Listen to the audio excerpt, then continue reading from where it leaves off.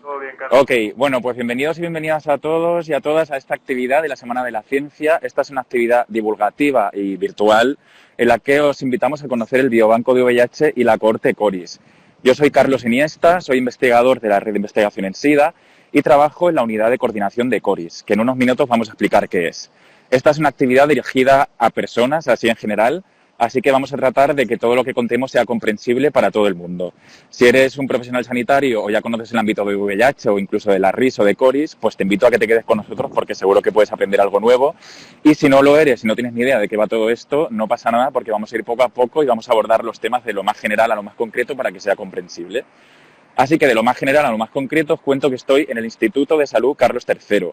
Es un organismo público destinado a mejorar la salud de todos los ciudadanos a través de la investigación, la vigilancia y la innovación en ciencias de la salud y la biomedicina, y que presta servicios científico-técnicos dirigidos al Sistema Nacional de Salud. El instituto tiene una sede en Majadahonda y una sede en Madrid, junto a las Cuatro Torres, donde nos encontramos ahora mismo. Y en estos campus se encuentran los diferentes centros que forman parte del Instituto de Salud Carlos III, como el Centro Nacional de Microbiología, la Biblioteca Nacional de las Ciencias de la Salud, la Escuela Nacional de Sanidad o el Centro Nacional de Epidemiología, que es el edificio que tenemos aquí detrás. El Centro Nacional de Epidemiología trabaja generando información relevante y evidencia científica para la toma de decisiones en salud pública. ¿Y qué es esto de la salud pública? Pues no tenemos que confundirlo con la sanidad pública, que es el conjunto de recursos asistenciales públicos que proveen de asistencia sanitaria a los ciudadanos, sino que la salud pública son todas aquellas estrategias y medidas que el Estado toma para preservar la salud de los ciudadanos, más allá de la asistencia, como por ejemplo la vigilancia o la investigación. En los últimos meses habréis oído hablar del Centro Nacional de Epidemiología porque una de las tareas que se llevan a cabo desde aquí es la vigilancia, es decir, la recogida y el análisis de información sobre los problemas de salud que afectan a la población, como por ejemplo, pues sí, el coronavirus. Nuestros compañeros del CNE están llevando a cabo una tarea fundamental para monitorizar la pandemia. Y además de esto, en el CNE investigamos otras enfermedades que existían antes del coronavirus y que siguen existiendo, como el VIH. Y por eso es aquí donde se encuentra la unidad coordinadora de CORIS. CORIS no es más que el acrónimo de Cohorte de la Red de Investigación en SIDA. Y puedo deciros que CORIS es un proyecto de mucha gente. Pero ¿qué es una cohorte? ¿Qué es una red de investigación? ¿Qué es el SIDA? ¿Sigue existiendo? ¿Y por qué es un proyecto de mucha gente? Bueno, pues si nos acompañáis esta mañana vamos a contestar a todas estas preguntas. Pero ahora os dejo con mis compañeras María Ángeles Muñoz Fernández y Elba Mauleón para que os deis la bienvenida desde el Biobanco. Yo retomo la palabra en unos minutos desde la unidad de coordinación de CORIS. Hasta ahora. Ahora.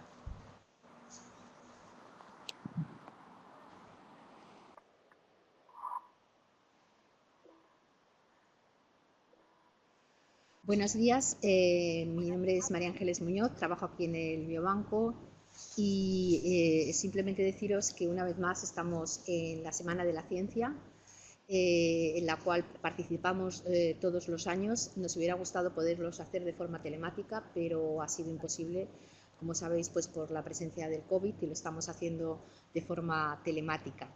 Lo que hemos hecho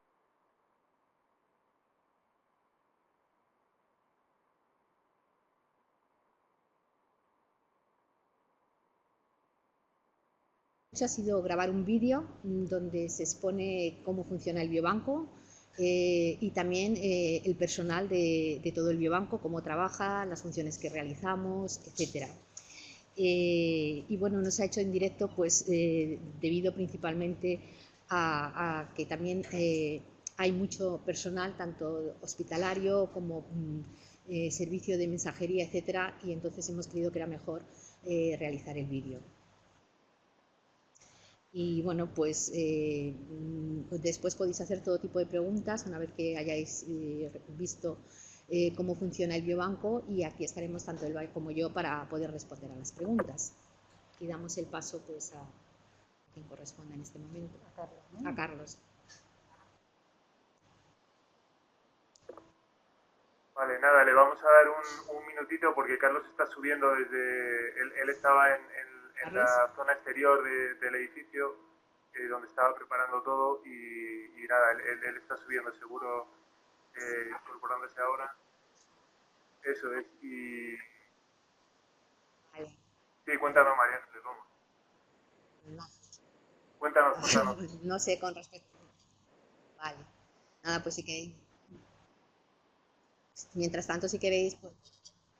¿Eh? No, que lo único pues que el biobanco lo que hace es recibir muestras de todos los hospitales de toda España, y una de las cosas prioritarias o mejores que tiene el biobanco es que estas muestras tienen los datos clínicos asociados que vienen de la cohorte de CORIS, de la que ha estado hablando Carlos Iniesta. Entonces cada Eppendorf lleva no solamente las muestras que tenemos, sino también todos esos datos clínicos, con lo cual, pues, al hacer investigación, los resultados son mucho mejores, ¿no? Entonces, bueno, pues además incluso hay ya pues investigadores que piden muestras con respecto a determinadas, pues quiero muestras de pacientes que sean no progresores a largo plazo. Entonces, bueno, pues se buscan ese tipo de muestras, etcétera, y después también les damos los datos mínimos que tenemos asociados a esas muestras o ponemos Bueno, en muchas gracias contacto María con Ángeles por CORIS, darme este que es la respiro, que porque la da verdad es que he subido por las los escaleras y datos. necesitaba Y ya, retomar pues un como poco el está Carlos aliento. Iniesta, le Así que pasamos. gracias. Y nada, voy a contaros ahora un poquillo de qué va esto de la corte CORIS. Bueno, antes he dejado abiertas una serie de preguntas, qué es el SIDA, sigue existiendo, qué es una red de investigación, qué es una cohorte. CORIS es un proyecto de mucha gente, pero ¿qué gente y cuánta gente? Bueno, si todas estas dudas os están incomodando y no podéis más, no os preocupéis porque vamos a dar respuesta a todas ellas. Empezando por qué es el SIDA y si sigue existiendo. Y para ello, primero, tenemos que preguntarnos o tenemos que saber qué es el VIH. El VIH es el virus de la inmunodeficiencia humana y tiene una pinta más o menos parecida a la de esta ilustración. Y funciona de la siguiente manera. El VIH tiene un material genético que está representado aquí, a ver si saco la flechilla, que está representado aquí con este dibujo. Y lo que hace el virus es introducir su material genético en las células del huésped, en las células del cuerpo humano, y de alguna manera corromperlas o boicotearlas para que las células del cuerpo humano, con el material genético del VIH en su interior, empiecen a fabricar nuevas partículas víricas, nuevos virus. Y estos nuevos virus van a seguir ese mismo proceso, van a infectar nuevas células que van a empezar a fabricar nuevos virus. El virus del VIH tiene dos particularidades que son importantes para que entendamos cómo funciona y en qué consiste. La primera de ellas es que afecta a las células del sistema inmune, y la segunda, que está representada en este dibujo por esta capita protectora, este escudo, y la segunda de ellas es que el tiempo que puede tardar el VIH en afectar el sistema inmune hasta que sea perceptible, hasta que produzca síntomas, es muy largo, de hasta 10 años. De manera que el virus va siguiendo este procedimiento de infectar células del sistema inmune que van generando nuevos virus, que van infectando nuevas células, hasta que, pasado mucho tiempo, el sistema inmune se debilita y es entonces cuando aparece el SIDA. Este es el primer mensaje importante. El VIH y el SIDA no es lo mismo. El VIH es el virus de la inmunodeficiencia humana que a la larga puede provocar el síndrome de la inmunodeficiencia adquirida. Este síndrome se caracteriza porque, como el sistema inmune ha sido dañado, a la persona que tiene SIDA empieza a tener infecciones por microorganismos que no son nada frecuentes, o incluso algunos tipos de cáncer que no son frecuentes en personas sanas, y puede conllevaría a la muerte inmediatamente. ¿Y cómo se transmite el VIH? Bueno, pues el VIH se encuentra... esto es importante, que no se nos olvide, lo que se transmite es el VIH. Muchas veces a día de hoy sigue utilizándose VIH y SIDA como si fuesen sinónimos, pero esto no es así. Ya hemos visto que el VIH es el virus, por lo tanto es lo que se transmite, y el SIDA es el síndrome que puede desencadenar el virus del VIH si no se recibe el tratamiento adecuado. Por tanto, ¿cómo se transmite el VIH? Bueno, el VIH se puede encontrar en la sangre, en el semen, en el líquido preseminal, en las secreciones rectales, las secreciones vaginales y la leche materna. Y eso condiciona que el virus se transmita fundamentalmente de tres maneras. A través de la sangre, por compartir, por ejemplo, agujas o material de inyección no esterilizado, a través de la transfusión de productos sanguíneos o derivados, o a través del contacto con heridas abiertas. A través de la vía sexual, por el contacto con secreciones, sobre todo anales y vaginales, tanto en el sexo heterosexual como en el sexo homosexual, pero sobre todo en el sexo en hombres que tienen sexo con hombres, y a través de la vía vertical, que puede ocurrir tanto a nivel, que es la transmisión del virus de madre a bebé, que puede ocurrir tanto a nivel intrauterino, mientras la madre está embarazada, durante el parto o a través de la lactancia materna.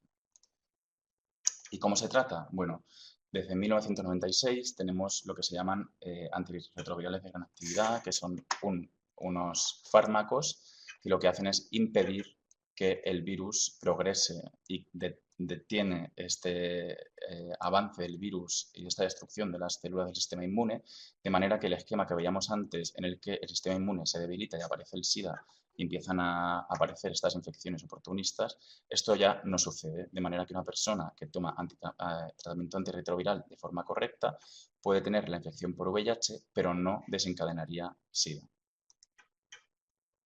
¿Y cómo se previene? Bueno, pues en la transmisión sanguínea a través de, por ejemplo, programas de intercambio de jeringuillas, en la transmisión vertical a través del tratamiento antirretroviral de la madre o a través de la no lactancia, y la transmisión sexual, que es la más frecuente en nuestro medio, a través de preservativo y otros métodos barrera, pero también a través de métodos basados en antirretrovirales, como por ejemplo lo que se conoce como Treatment as Prevention, que consiste, es un concepto que lo que dice es que si las personas que tienen VIH están en tratamiento correcto y están indetectables, que esto significa que su nivel de VIH en sangre es indetectable, es decir, no se puede detectar mediante técnicas de laboratorio o es muy bajito, las personas que se encuentran en este estado, que se consigue tras tomar el tratamiento antirretroviral de manera adecuada, serían intransmisibles, es decir, que aunque tuviesen relaciones sexuales con otra persona sin preservativos o sin métodos barrera, no podrían transmitir el virus. Y esto es una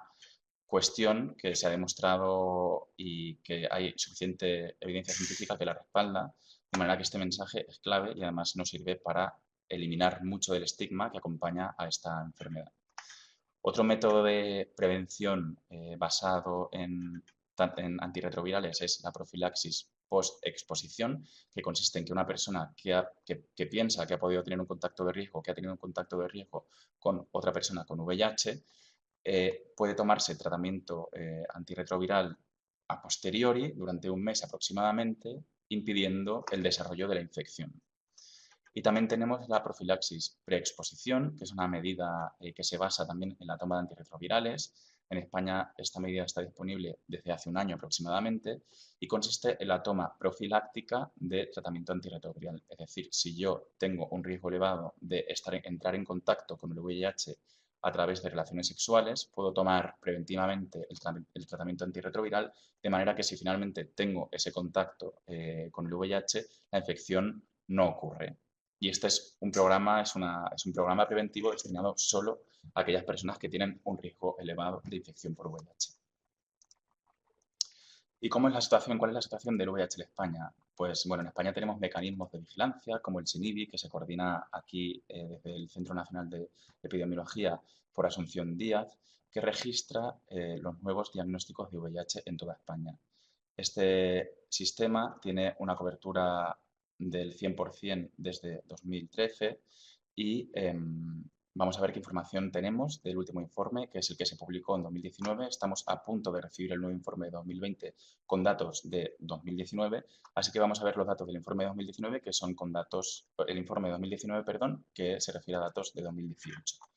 En 2018 se reportaron 3.244 nuevos diagnósticos de VIH, pero este dato no está corregido por el retraso en la notificación, porque las comunidades autónomas que envían los datos aquí para poder tener esta cifra tardan un poquito más en enviarlos y es posible y es esperable que esta cifra se acerque en realidad más a 4.000 que a 3.000.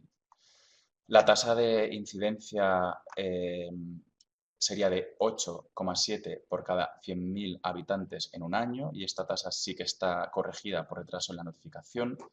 El 85,3% de los nuevos diagnósticos de VIH se dieron en hombres y la edad mediana fue de 36 años. Y en esta gráfica lo que podemos ver es que más de la mitad de los casos se diagnosticaron entre hombres gays bisexuales u otros hombres que tienen sexo con hombres.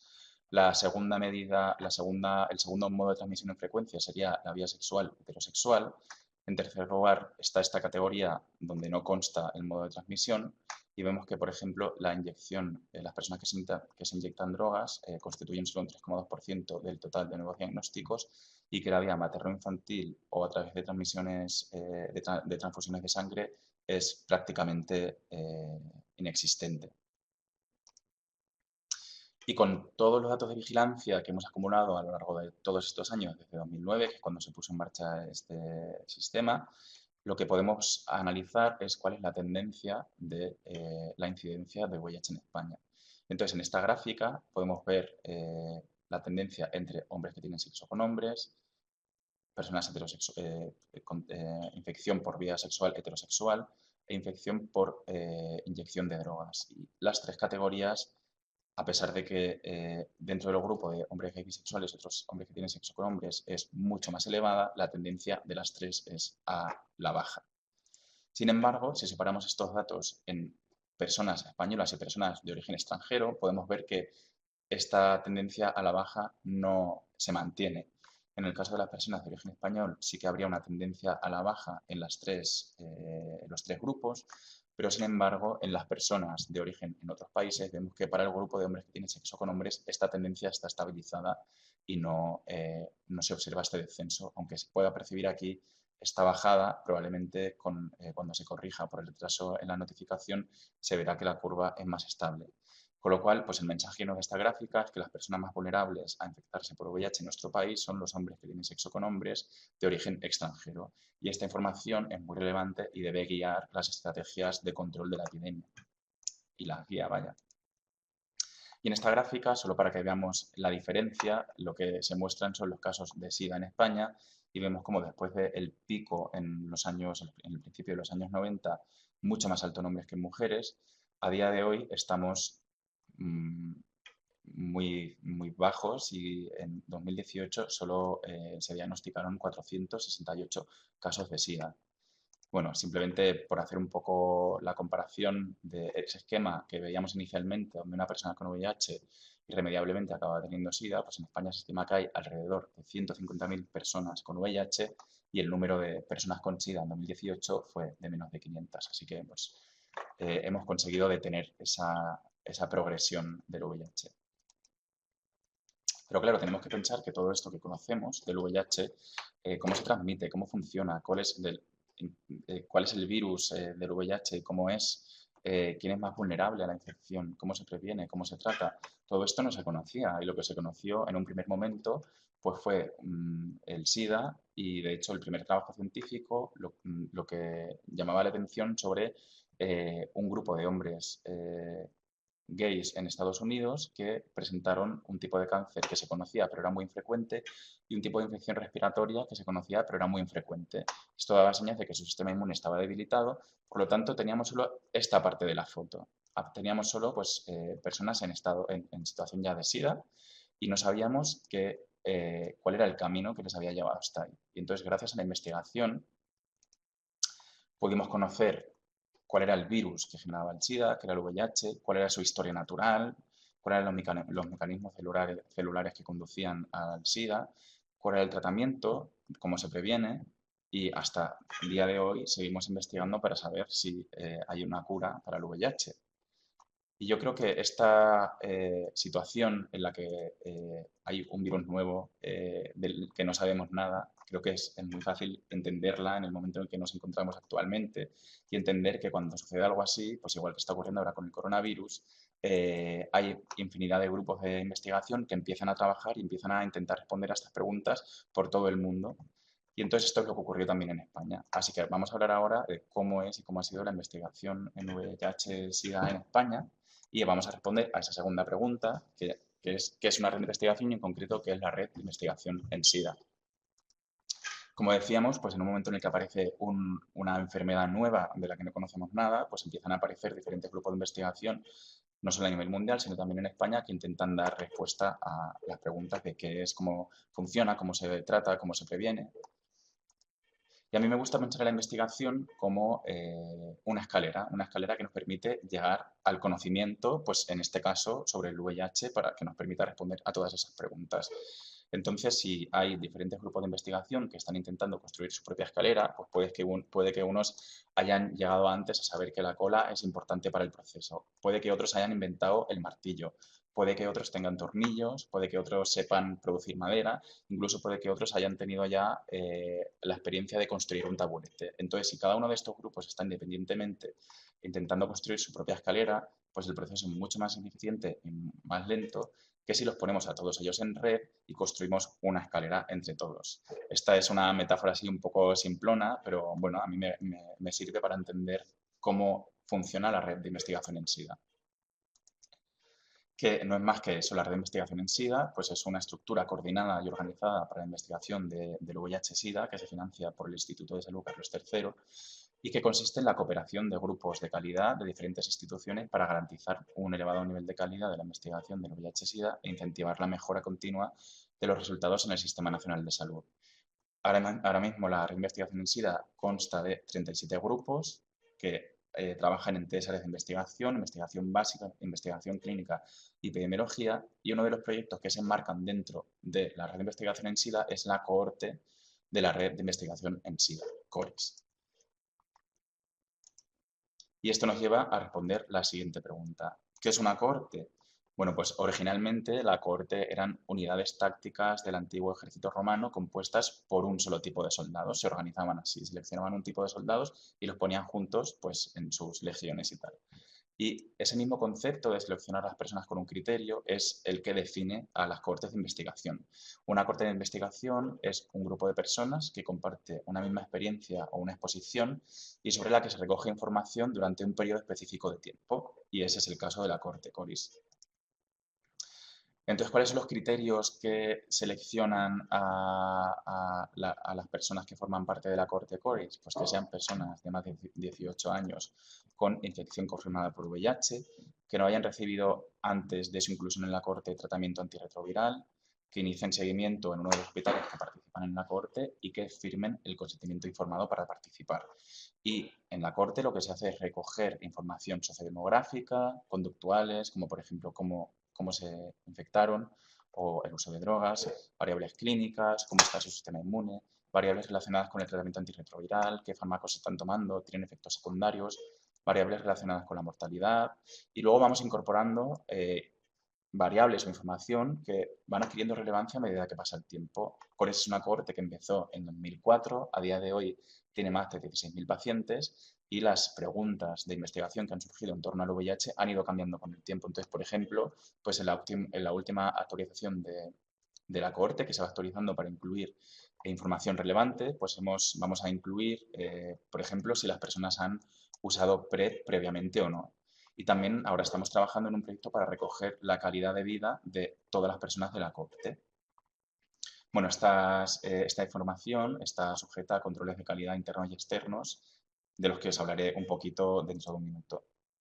En CORIS participan, además de las 16.000 personas, estas 16.000 personas forman parte de la cohorte CORIS gracias a la implicación y a la participación de 46 centros sanitarios u hospitales de 13 comunidades autónomas diferentes.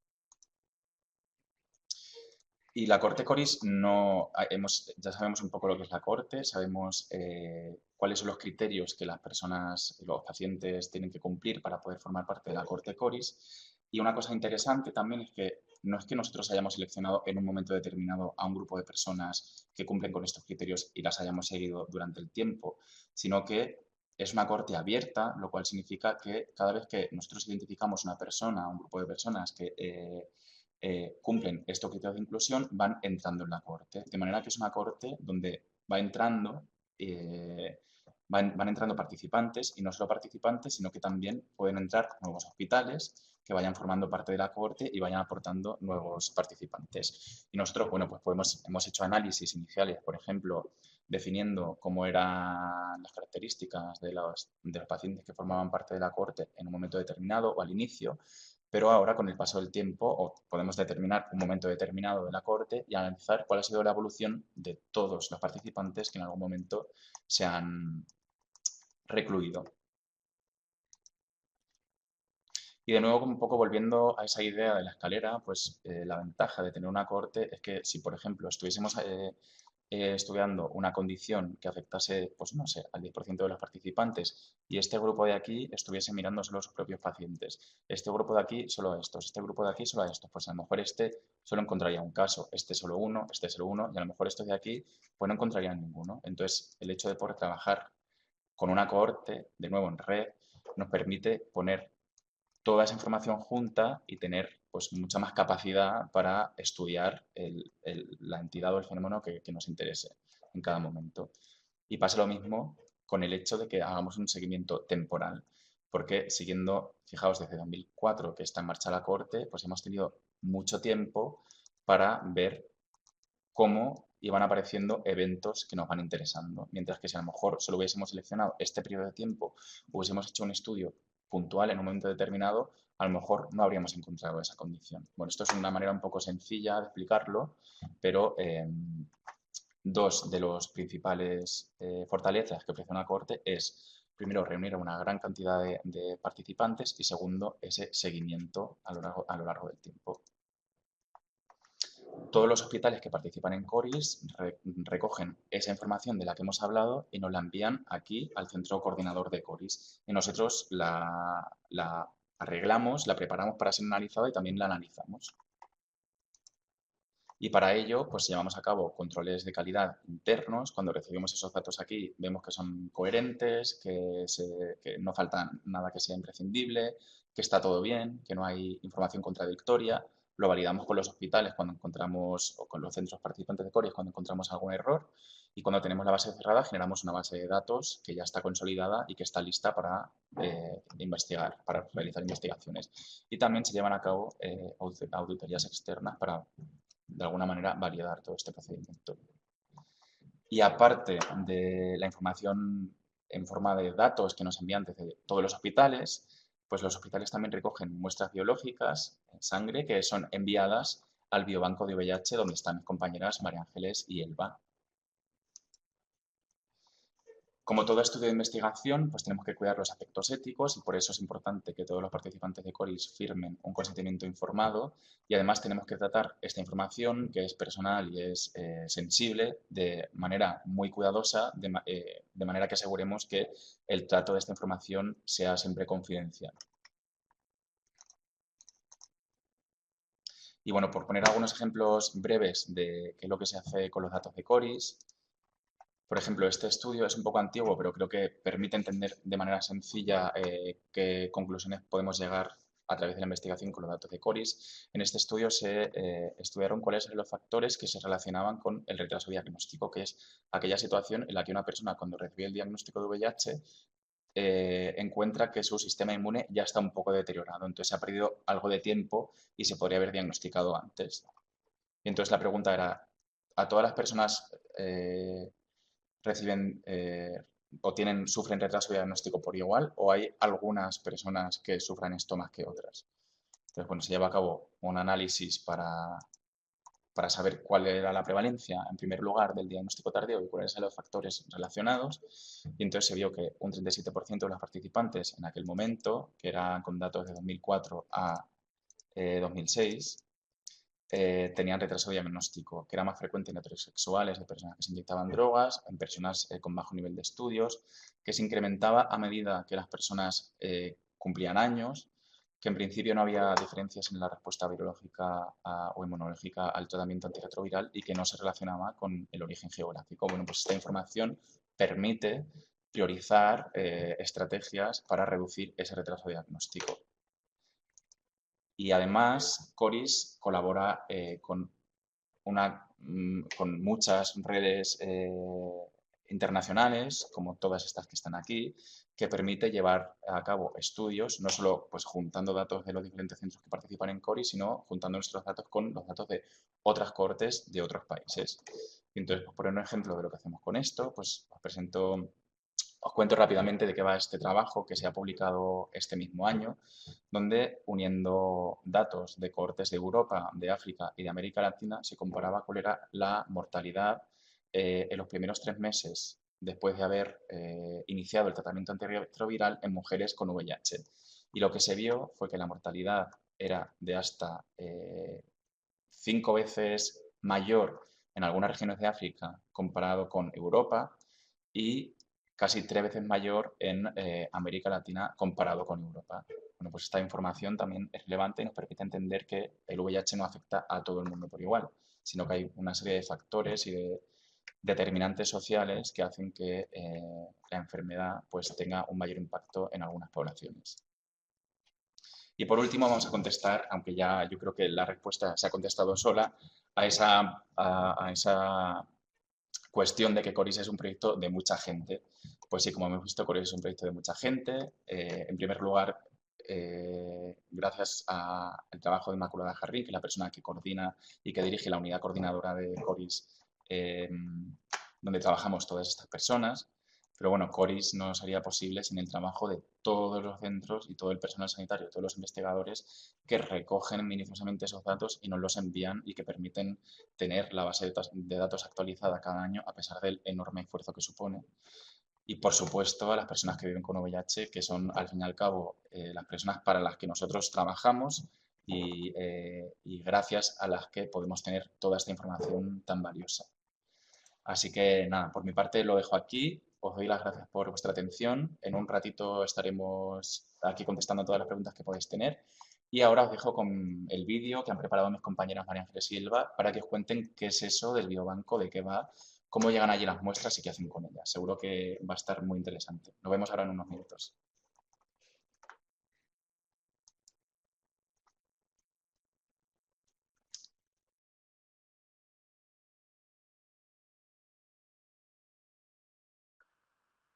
Vale, nada, damos unos segunditos para que se cargue un poquito y estamos con el vídeo ya. Gracias.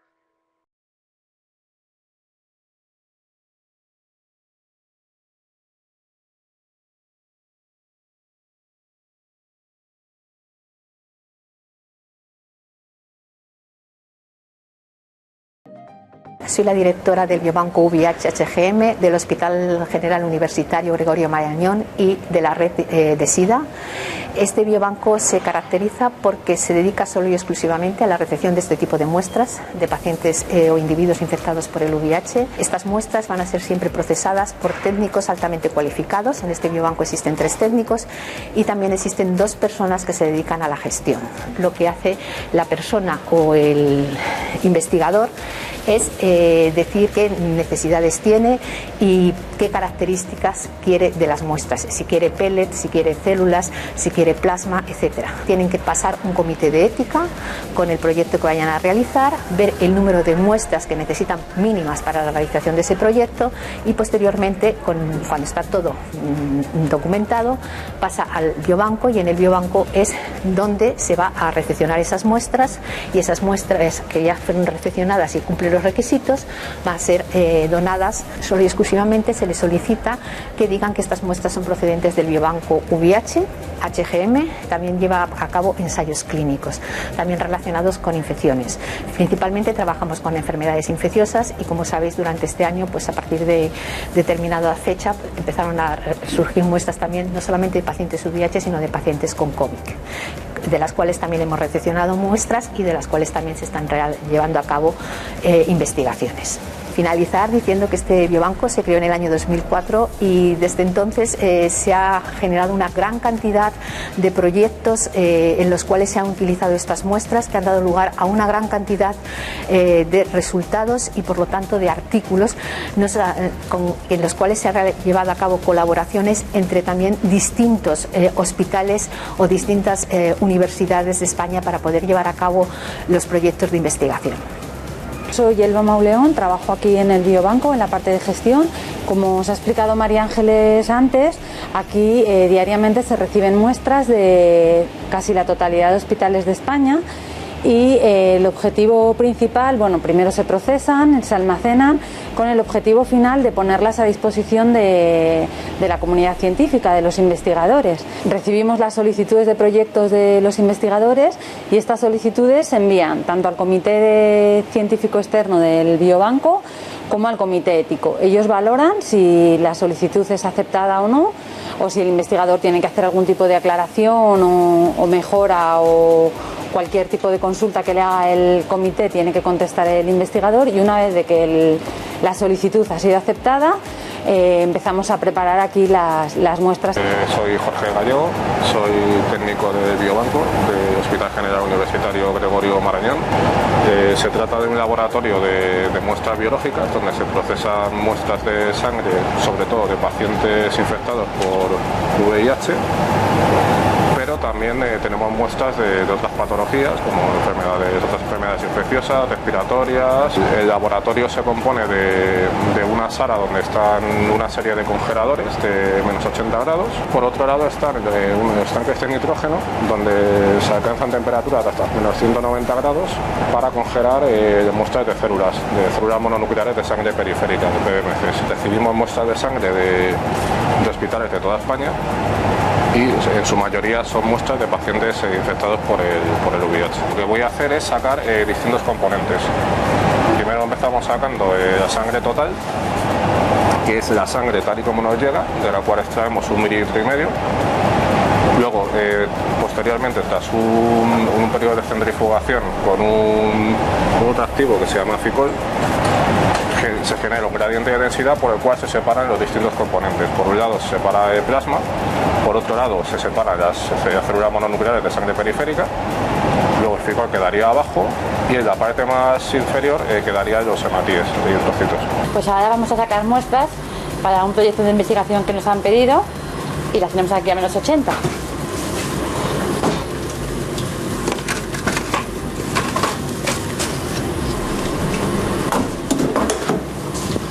Pues ahora lo que vamos a ver es el recuento de las células que tenemos vivas. De normal solemos contar entre 8 a 16 millones y las guardamos en crioviales. Pues esto se almacena a menos 80 grados.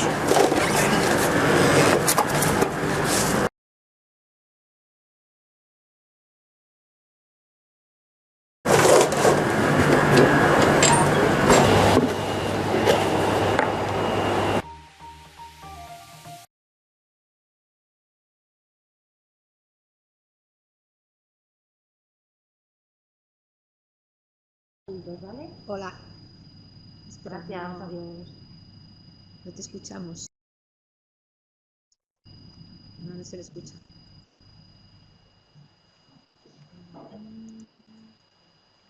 No se te oye, Dani. Ah, no se te oye. Yo no Vale, oigo, vamos. perdonad que no había activado el micrófono. Nada, simplemente era para daros el paso, ¿vale? Si queréis comentarnos o preguntarnos cualquier cosa, están aquí Carlos y María Ángeles.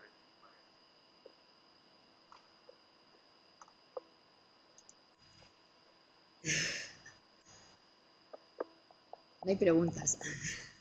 Ha quedado todo clarísimo.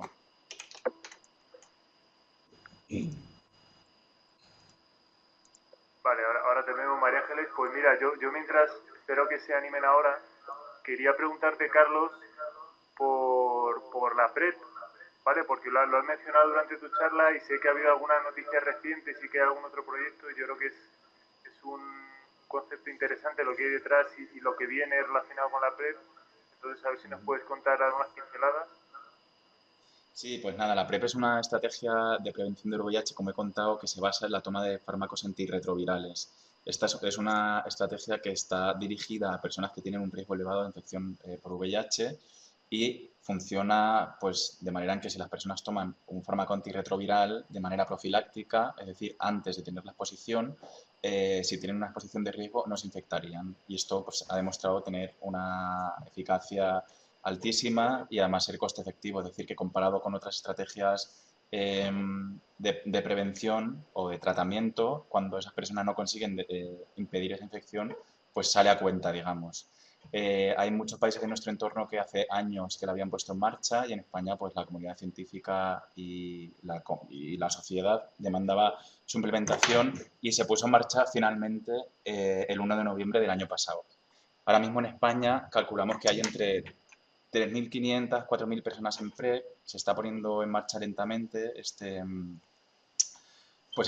programas, está costando un poco arrancar, entre otras cosas, pues bueno, la situación de la pandemia lo está dificultando todo, Pero bueno, cada día hay más centros que la dan y uno de los proyectos que se ha impulsado de la red de investigación en SIDA y que ahora mismo está coordinado por el Plan Nacional sobre el SIDA es CIPREP, que es una especie de CORIS, una cohorte, pero para las personas que toman PrEP. Entonces estamos ya reclutando centros que dan PrEP, que tienen programas de PrEP, para que incluyan a personas que están en PrEP y poder hacer un seguimiento a lo largo del tiempo que nos permita saber si está funcionando, si tienen más ITS, si tienen más conductas de riesgo, si...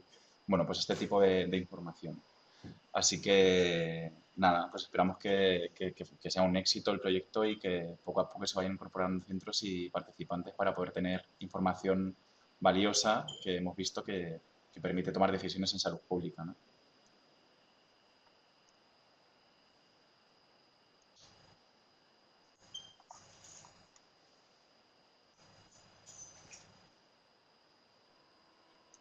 Vale, perdonad, no me voy a quedar con las ganas, María Ángeles, de preguntarte mientras...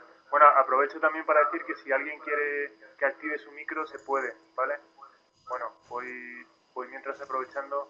María Ángeles, quería preguntarte, has mencionado durante el vídeo que, bueno, en el momento en el que vivimos con la pandemia, también estáis almacenando muestras, si no he entendido mal, de COVID. No sé si es así, pero quería preguntarte cómo ha influido en vuestro funcionamiento la apariencia de la COVID. Bueno, era algo como inesperado, ¿no? O sea, creo que ya con el VIH habíamos pensado que habíamos terminado todo, pero bueno, pues apareció COVID y la verdad que sí que nos está sirviendo, o sea, todas las muestras que hemos recibido sí que nos están sirviendo para hacer experimentos, para hacer investigación y para ver determinados objetivos que nos hemos estado planteando. La verdad que no solamente solo para nosotros, sino también estamos trabajando con pediatras, con niños y con las madres de los niños. Y bueno, pues la verdad que todavía no tenemos resultados, pero sí que el número de muestras que hemos recibido han sido de calidad y han sido un número de muestras altos. O sea que bueno, estamos ahí trabajando en ello. No sé si, o sea, ¿qué más decirte? No, estupendo, muchas gracias, María. Las muestras están procesadas de la misma forma, guardadas en los mismos tanques, o sea, primero en -80, luego los tanques de nitrógeno, etcétera, y cuando se solicitan funcionamos exactamente igual que con el VIH. Lo que pasa que en este momento no tenemos para donar muestras al exterior, lo que tenemos es la cantidad suficiente para nosotros hacer en el laboratorio proyectos de investigación. En colaboración con otros hospitales y con personal de este hospital también.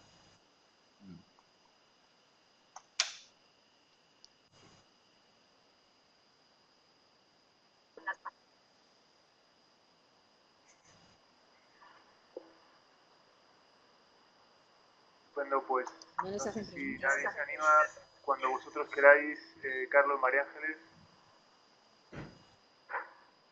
Nada, sí, yo creo que, bueno, creo que mi correo electrónico estaba al principio de la presentación.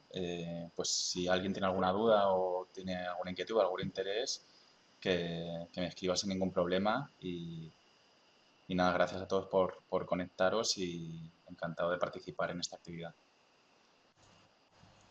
Y lo mismo, si necesitáis cualquier cosa de biobanco o a través del laboratorio, también podéis está el mail en todos los documentos que enviamos, o sea que creo que lo tendréis.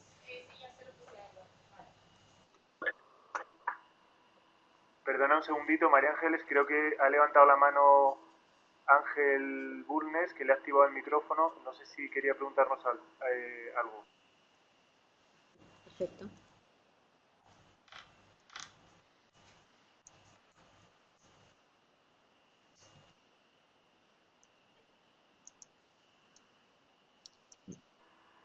No se oye, ¿eh? ¿Se me oye? Podéis utilizar el chat también.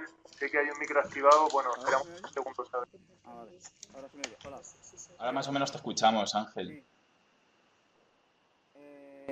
¿Ahora? Sí, ¿no? Vale. Ahora sí. Yo tenía una pregunta, solo he podido ver... apaga Israel, por favor. Un poco la mitad del vídeo porque tenía fallo de conexión. Habéis comentado que podemos solicitar muestras, bueno, yo es que soy bastante nuevo en la RI y en VIH un poco, que podemos solicitar muestras y demás del biobanco, y hay posibilidad de solicitar solo datos, sin muestras asociadas, imagino. Eso sería CORIS, las muestras se solicitan a CORIS, las muestras a Biobanco. Sí. Eso. Biobanco tiene... Claro, iba a decir que Biobanco lo que tiene son las muestras, y esas muestras tienen datos asociados que tiene CORIS. Eso es. Nada, perdona, que hay en la página web de la RIS. Si quieres te paso ahora el enlace por el chat. Hay un vídeo que hemos preparado para explicar cómo se piden los datos a CORIS y muestras al biobanco y cómo funciona, que lo explica muy claramente y que si estás interesado, pues seguro que te ayuda. Vale. Y una preguntita, no sé. Imagino que tiene los datos clínicos de los pacientes que has comentado al principio, que forman parte de los criterios de inclusión en la red y demás. Y aparte también se vuelcan datos del laboratorio como resultado de investigación en la que hayan participado esos pacientes, o simplemente los datos clínicos iniciales, digamos. Bueno, no se recogen solo los datos clínicos iniciales, se recogen datos clínicos y de laboratorio de todo el periodo de seguimiento. Pero si la pregunta es si se incluyen en CORIS información de otros estudios en los que hayan participado los pacientes de CORIS, en principio no. Vale. Se recogen en CORIS datos que forman parte de la estructura, de la base de datos de CORIS, que se puede ir actualizando, se pueden incluir nuevas variables, pero no integra información que no esté dentro de la base de datos. Vale. Bueno, pues esa era la pregunta. Gracias por la pregunta. Nada, gracias.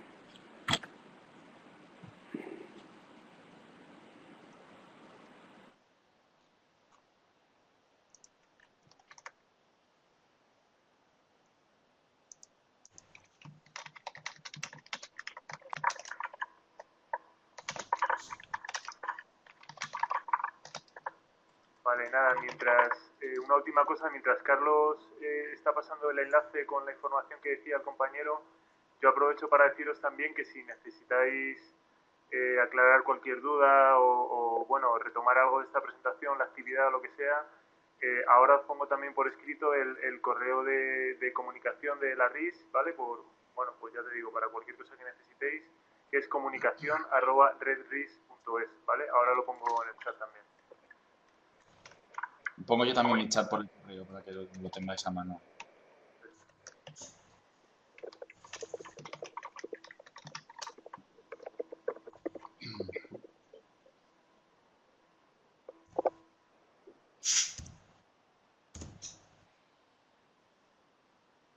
Pues entonces nos despedimos ya, ¿verdad, Dani? Yo creo que sí. Por mi parte, daros las gracias a los dos y a Elba, que sé que también ha estado ahí también pendiente de la actividad, María Ángeles y Carlos, y nada, un placer y gracias a todos por asistir y a la RIS.